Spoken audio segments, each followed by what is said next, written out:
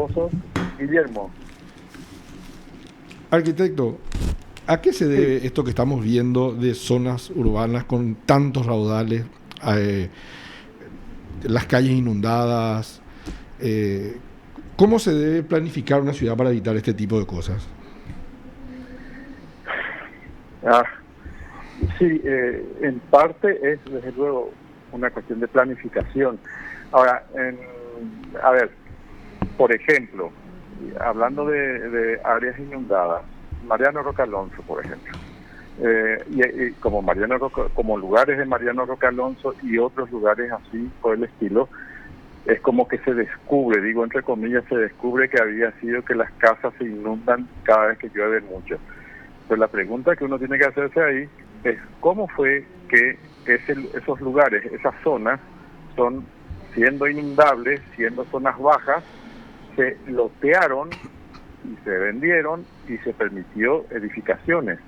O cuando hay una refinería de petróleo y uno dice, bueno, la gente corre peligro y qué sé yo, y tiene que ser evacuada, y la pregunta que surge, y que, o sea, que no se menciona, es, a ver un poco, ¿cómo fue que en una zona que se supone que tiene que haber una zona de, llamémosle, de reserva o de, de, de, de amortiguamiento o de separación entre una instalación que es una instalación de alta peligrosidad y los usos habitacionales, cómo es que no se respetó o no se planteó la existencia de esa zona y cómo es que se permitió lotear y se permitió edificar? O sea, esas son las preguntas, ¿verdad? Entonces, ¿eso tiene que ver con la planificación? Sí, tiene que ver con la planificación, pero sobre todo tiene que ver con la corrupción. Ujú. Entonces, cuando nosotros hablamos de planificación, la gente quiere echarla, digamos, en materia de municipalidades o sea, de municipios. La gente se hace muchas veces esas preguntas, ¿verdad? ¿Cómo ocurre eso? ¿Cómo es que tal cosa? Nadie se pregunta cómo es que se permite que un terreno que debería ser reserva, puede ser reserva verde, puede ser un terreno que no es apropiado para determinados usos, menos todavía para usos habitacionales, cómo esos terrenos se lotean y se ocupan, cauces de arroyos, etcétera, etcétera. Bueno, eso es básicamente corrupción lisa y llana, es decir, corrupción mercantil y corrupción política, y que generalmente van ligadas, ¿verdad? Entonces, esas son las cosas que deberíamos preguntarnos. Acá, quienes realmente, hablo a ver, para hacerlo sencillo y rápido, en el área metropolitana, la planificación, ¿qué planificación? La planificación la deciden las empresas inmobiliarias. Ujú. Y en Paraguay, la planificación territorial está definida por los grandes intereses económicos que hay sobre el suelo y en términos más concretos, en las áreas más urbanizadas, las empresas inmobiliarias, sencillo. Paraguay está totalmente loteado. Hemos visto la Entonces, ¿de qué modificación. planificación hablamos? Hemos visto, por ejemplo, la modificación del plan regulador porque un edificio se quería construir en un determinado barrio, ¿verdad? ¿A eso te referís, por ejemplo, arquitecto? No, me refiero, bueno, esos ya son casos más específicos, pero me refiero sobre todo si uno se fija en el proceso de transformación territorial de toda el área metropolitana, que es, digamos, el área más densamente poblada del Paraguay, donde se ven los de manera más patente, digamos, los procesos territoriales, ¿verdad? De degradación ambiental, de pérdida digamos, de calidad ambiental, o de vegetación, de gestión de los recursos hídricos, de contaminación en general, manejo de residuos sólidos. Pues, en el departamento, digamos, en el área metropolitana es donde se ve con más fuerza todo eso, ¿verdad? Y en términos más específicos, digamos, en barrios concretamente, poner en Asunción, sí se ve que ya es, digamos, una zona totalmente urbanizada, pero se ve esas transformaciones digamos, a otra escala, que son esas transformaciones que estás mencionando vos, cambios en el plan regulador. ¿Para qué? Pues eso es negocio, poner reglas para poder transformarlas, depende de cuánto se pague. para transformar esas reglas. Arquitecto, Eso lo sabemos todos, es un decreto a voces. Claro. arquitecto, una consulta. ¿Cree que hace falta, no sé si en materia de ley, una ley más que pueda evitar justamente que esta franja de seguridad, tanto en el aeropuerto como en otras zonas, pueda prohibir la construcción o no hay ley que No, pueda impedir esto? Existe, todo eso existe, todo está en la franja de seguridad, los arroyos, la franja De las rutas. los arroyos, de las rutas. Sí. Ahí está, ese caso, ahí tenemos la ruta. Ujú. Nunca se ¿Qué respetó. pasa con Los veamos ojales. el acceso sur? El acceso sur Sí. y ahí está toda la franja, está la ley nacional de tránsito, que es una ley relativamente nueva, creo que el 2014, 2016, establece las multas, las prohibiciones, incluso penalizaciones mucho más duras, de que se va a eliminar, hasta los carteles están prohibidos. Claro. Ujú. Y Tampoco se respeta. y después, lógico, o sea, en nuestro caso en Paraguay el problema no son las leyes. Claro. Leyes hay, pero El aplicador. por tonelada hay Sí. leyes, y no es el punto ese. Siempre estamos buscando Y una ese ley es más el- para violar. Pero claro, o sea, exactamente, las leyes realmente son un entramado gigantesco que a veces muchas veces no tienen ni siquiera sentido, son leyes contradictorias, mal redactadas, Sí. o ambiguas. Sí. A cualquiera que esté en el derecho sabe perfectamente eso. Sí, sí, sin desastre. Bueno, esas leyes están hechas para ¿Y qué hace que sirvan falta, a una arquitecto? burocracia. ¿Perdón? ¿Qué hace falta, arquitecto, para solucionar este conflicto? Y, a ver, hay después, aparte de las leyes de la corrupción y demás, hay también lo que ya podríamos llamar una arquitectura institucional, ¿verdad? Ujú. Pero nada de todo esto que estamos hablando está fuera de la política. Así, todo, de Totalmente. hecho, todo está dentro de la política, ¿verdad? Así Entonces, mismo. la arquitectura institucional, que cuando yo digo esto, ¿a qué me refiero? Por ejemplo, el famoso eterno entredicho entre, llamémosle acá, en la función entre la municipalidad y ESAP. Sí, realmente. Desde la época de Porfirio Pereira Ruiz, que estamos en las mismas cosas. Sí. Siempre estamos escuchando, No hay no, que el coordinación. problema de SAP, que el problema y seguimos igual. Entonces no hay ni siquiera ninguna coordinación Ujú. interinstitucional. O sea, a eso estoy hablando de arquitectura institucional interna, de la misma municipalidad para adentro, y de las municipalidades con relación a los entes como la Secretaría o ¿cómo se llama? El Ministerio del Ambiente. Por ejemplo, la gestión ambiental, tenemos un montón de reglas, creo que sabemos perfectamente, sobre todo en el área central, más que en el área metropolitana, como las medidas de mitigación ambiental no existen, digamos, no se respetan en lo más mínimo.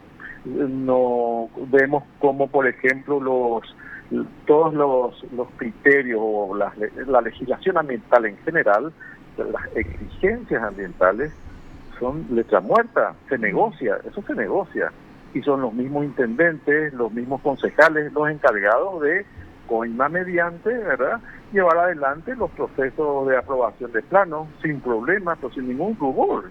El otro día estaba viendo la denuncia de una concejala de Lambaré que está mencionando cómo la ordenanza de distancia mínima que debe haber entre las estaciones de servicio se fueron transformando esas distancias, y van apareciendo sucesivas ordenanzas que van modificando Parchando. las anteriores para tener, claro, y hoy día ya se construyen estaciones de servicio una frente a la otra, una al lado de la otra, ya no importa eso, ¿sí? Y que son los mismos concejales, decía ella, los que tramitan la aprobación municipal, violando la ley orgánica municipal, violando el principio, digamos, de separación de poderes, para llamarlo de alguna forma, Claro, sí, ¿verdad? sí, sí. Porque se supone que la Junta es La que digamos, regula. el legislativo, etcétera, etcétera.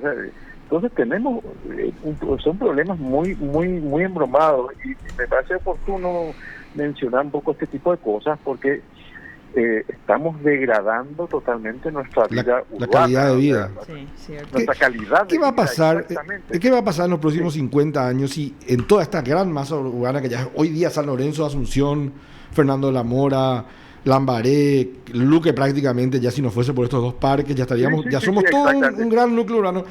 ¿Qué va a pasar si seguimos haciendo mal las cosas, si no planificamos, si no respetamos a los cerebros que tenemos que saben de urbanismo, como tu caso, y hay muchos otros en Paraguay? ¿Qué va a pasar en nuestra calidad de vida en los próximos 50 años si es que no tomamos medidas básicas de como las que estás hablando? Mira, vos sabés que, como se dice, está a un clic de distancia saber eso, sin necesidad de hacer ninguna profecía. Les digo, tomen, ¿sabes qué? Eso que les voy a decir, se lo dije yo en un municipio al intendente y sus concejales en la cara. Les dije, tomen Google Earth, agarren Google Earth, vayan a Lagos, Nigeria, Lagos. Vayan y miren. Eso va a ser dentro de 50 años, no sé 50 años, sí, 20, dentro de 25 años va a ser toda el área metropolitana, lo que hoy ustedes pueden ver en Lagos. Ahora mismo, ustedes hacen clic, van a Google Earth, hacen clic, van a Lagos, Nigeria, clic, aumentan, zoom y ahí ven, eso es. Lagos es una ciudad de 16 millones de habitantes en Nigeria y es así lo que va a ser Asunción. Un inmenso mar de techitos de chapa donde ya no hay más ni un espacio verde, no hay servicios públicos, donde todo es la ley de la selva, digamos, pero sin selva, que es peor todavía. Sí. Selva de chapas y cartón. Selva de chapas y cartón. Uno ve, y está ese recurso de Google Earth que se llama, ¿cómo es? El Street View, ¿verdad? Uno baja y empieza a andar por las calles de Lagos. Vos sabés que uno cree que está yendo allá por el área metropolitana y por, no sé, Fernando de la Mora, San Lorenzo, allá en las afueras, en fin, ese tipo de cosas. Parece Paraguay hoy, en algunos lados ya. Entonces, eso es lo que va a pasar. Es sencillísimo, pero es como en las tragedias griegas, ¿verdad? En las tragedias ya se sabe de antemano lo que va a ocurrir. Sí. Y todos asisten. Seguimos yendo camino a la tragedia. Camino al desastre final, ¿verdad? Parece increíble, van como ciegos que van caminando hacia el precipicio y no hay manera. Yo te podría decir, bueno, no tenemos que reformular otra vez esa ley orgánica municipal, establecer las funciones más claramente los límites entre por ejemplo el legislativo municipal y el ejecutivo municipal. Sí, hoy día esto se ha transformado totalmente. O sea, la gran mayoría de los municipios, las juntas municipales cogobiernan, o sea, hacen lo que se les antoje, sea por amenaza, sea por extorsión, sea por complicidad, según cada caso, ¿verdad?, con el intendente. Y bueno, pero no existe ya el ser concejal hoy día, es ser como un agregado al ejecutivo municipal, y ellos y así se están manejando muchísimos municipios, la mayoría, diría yo, ¿verdad? No digo que no haya excepciones, pero todo nuestro sistema municipal está absolutamente es insostenible. Seamos claros, nuestro sistema municipal es insostenible. ¿Tenemos demasiados municipios? Bueno, y ese es otro punto, es decir, lógico, es decir, nosotros vimos que 8 municipios se crearon en estos creo que 2 últimos años, un año nomás. En un año y algo así se crearon 8 municipios, y es una cosa, pero de una perversidad que no tiene límite. Hay un trabajo muy interesante que tiene también su contraargumentación, etcétera, pero sumamente interesante lo que ocurrió en Puerto Rico. Puerto Rico es un caso clásico de la hipermunicipalización, ¿verdad? Entonces, por razones de casi casco político, igual que acá, podemos ver, así como podemos ver en Lagos la cuestión territorial, podemos ver en Puerto Rico la cuestión institucional municipal, ¿verdad? Sí. Lo que va a ocurrir. Hay una subdivisión progresiva, incesante de municipios, hasta que después terminan siendo insostenibles. Ahí se multiplica todo, se multiplican todos los procesos burocráticos, o sea, todo se vuelve más intrincado y más lento. Corregime si me equivoco, pero cuando se atomiza tanto y se crean municipios, prácticamente no hay barrios, cuesta mucho tener una planificación, ¿verdad? Porque cada uno puede hacer lo que quiera. Por supuesto. Claro. Un municipio grande puede decir, bueno, señores, en esta ruta acá está prohibido construir vivienda y acá vamos a tener zona de galpones, fábricas, entonces no va a haber ese conflicto de ruidos molestos y contaminación con los vecinos. En esta otra zona se prohíben fábricas y vamos a hacer todo vivienda, vamos a dejar espacios verdes. En esta zona vamos a hacer, qué sé yo, universidades y colegios, pero si cada municipio va a estar así pegado, como hoy día Fernando, San Lorenzo y Asunción son una masa urbana, ¿verdad? Sí, así. Y bueno, pero claro, cuanto más Y como acá tenemos un concepto, y esto es políticamente incorrecto mencionarlo, ¿verdad? Acá tenemos pues se sacralizó la autonomía municipal Sí. y se elevó a rango de mito la descentralización. Sí. De pequeña nación-estado, sí. Claro, entonces lo que tenemos, la descentralización realmente terminó siendo nada más que una repartija de territorio para los caciques políticos. Y de royalties de Itaipú. Y no es lógico, y a partir de ahí todo lo royalties de Itaipú y qué sé yo. Pero entonces pues, estamos claro, entonces de qué descentralización y de qué autonomía municipal, que cuando llegan los momentos donde realmente tienen que funcionar la municipalidad no lo hacen. Arquitecto, esta emergencia vial que declara el MOPC es una medida parche, ¿cree? Y en que todas las medidas que se toman acá, el 90% de las medidas son medidas parche. O sea, ¿qué medida estructural hay acá? No sé. O sea, a veces hay... A largo plazo nada. En las leyes, en los planes, hay un montón de planes de ordenamiento territorial a escala nacional, el plan 2030, el plan... Cualquier cantidad de planes hay ahora mismo. Existe la Ciudad Verde de las Américas, no sé qué cosa, o Asunción. Hemos escuchado miles de eso, Plan Z, no sé qué. Claro, y hay consultorías hoy y que PNUD está llamando para los planes urbanos territoriales y o sea, uno mira todo esos vagones de consultorías y de planes y qué sé yo, uno mira todo eso y después se va por Acceso Sur cualquier día entre semanas y ve cuál es la realidad. Entonces uno dice, bueno, pues, ¿qué es lo que pasa acá? Estamos viendo dos puntos distintos. Claro. Uno el de los planes y otro después... Claro, y uno se va y habla con cualquier intendente del área metropolitana y le dice, ¿cómo? Uno le dice, no, hay que dejar espacios verdes, hay que dejar reserva verde, hay que dejar qué sé yo. Y dice, no, pues ¿cómo vamos a dejar reserva verde si ya está todo loteado? Así en la cara está todo loteado. Uno mira en el plano catastral, de los municipios y encuentra áreas blancas, grandes. Y dice, ¿qué pasa con esto? No, lo que pasa es que todavía no está digitalizado porque no tenemos lo personal, porque no tenemos los presupuestos para la parte de catástrofe. Mientras tanto están vendiendo terrenos. Mientras tanto se sigue loteando en el pantano si hace falta. Y se sigue loteando, sigue loteando. Entonces, o sea, lo que tenemos es un mar de corrupción y de incompetencia absoluta que nos está llevando al desastre. Y ya digo, la pregunta de qué nos va a pasar, y bueno, vayan al lago Nigeria y vean, es patético, y bueno, y así. O sea, si nosotros no sé si nos despertamos, si no hacemos algo, no sé si no hay alguna, no sé, algo más decisivo, estamos deslizándonos cada vez con mayor fuerza hacia el desastre. Le decía recién hace un rato a alguien que me hablaba del sistema pluvial, del desagüe pluvial en Asunción, que había un plan de la municipalidad de hacer no sé qué, una expansión de la red de desagüe pluvial. ¿Pero qué pasa? ¿Y la basura? Claro. ¿Quién habla de la gestión de residuos sólidos? Si la municipalidad no está en condiciones de... ¿Para qué voy a ampliar la red pluvial, de desagüe pluvial, si después... Si se va a taponar con basura. Voy a seguir taponándola con basura. Además, y el gobierno central no da el aval para los créditos para hacer los desagües, ¿verdad? Ahí está, a eso voy cuando hablamos de arquitectura institucional. Claro. Entonces, ¿qué pasa? Para una cuestión de desagüe pluvial de la capital, ese es un tema que tiene que ver con un relacionamiento y un diseño de las relaciones de escala entre distintas instituciones, entre la administración central del Estado y la administración, en este caso, de la capital. En cualquier ciudad, en cualquier capital del mundo, esos acuerdos y esos estatus, digamos, jurídicos institucionales existen. Pero acá todo está permeado, o todo pasa por los forcejeos entre caciques políticos, ¿verdad?